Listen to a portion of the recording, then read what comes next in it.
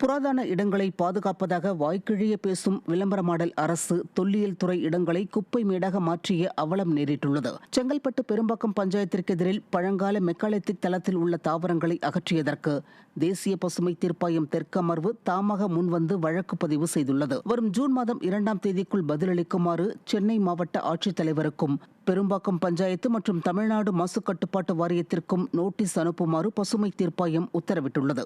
இதேபோன்று இந்திய தொல்லியல் துறையால் மஞ்சள் மண்டலத்தின் ஒரு பகுதியாக அறிவிக்கப்பட்ட நீர்த்தேக்கங்கள் மற்றும் கேன்களை உள்ளடக்கிய பெரும்பாக்கம் ஏரியின் கரையில் கலப்பு திடக்கழிவுகள் கொட்டப்படுவதாக குடியிருப்பாளர்கள் புகார் தெரிவித்து வருகின்றனர்.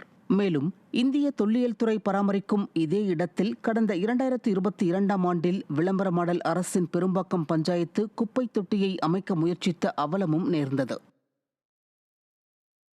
சென்னை நுங்கம்பாக்கத்தில் அரசு பேருந்தை நடு ரோட்டில் நிறுத்திவிட்டு உல்லாசமாக தேநீர் அருந்திய ஓட்டுநர் மற்றும் நடத்துனரால் பயணிகள் அவதிக்குள்ளாகியுள்ளனர். விடிய திமுக ஆட்சியில் வாக்குறுதி அளித்த நிலுவைத் தொகைகளை வழங்காததால் அரசு பேருந்து ஊழியர்கள் அலட்சியமாக செயல்பட்டு வருவதாக புகார் எழுந்துள்ள நிலையில் போரூரிலிருந்து தண்டையார்பேட்டை செல்லும் 37 எண் கொண்ட பேருந்தின் ஓட்டுநர் மற்றும் நடத்துனர் ஆகிய இருவரும் வழியில் உள்ள நுங்கம்பாக்கத்தில் சாலையோரம் பேருந்தை நிறுத்திவிட்டு தேநீர் அருந்தச் சென்றதால் அதில் பயணித்த பொதுமக்கள் அவதிக்குள்ளாகியுள்ளனர். குறுகிய சாலை என்பதால் வாகன நெரிசலும் ஏற்பட்ட நிலையிலும் விடிய ஆட்சியில் ஒப்பந்த தொழிலாளர்களை பணியில் அமர்த்தி பேருந்துகளை இயக்கி வருவதால் பொதுமக்கள் நாள்தோறும் அவதிக்குள்ளாகும் அவலம் ஏற்பட்டுள்ளதாக குற்றச்சாட்டு எழுந்துள்ளது.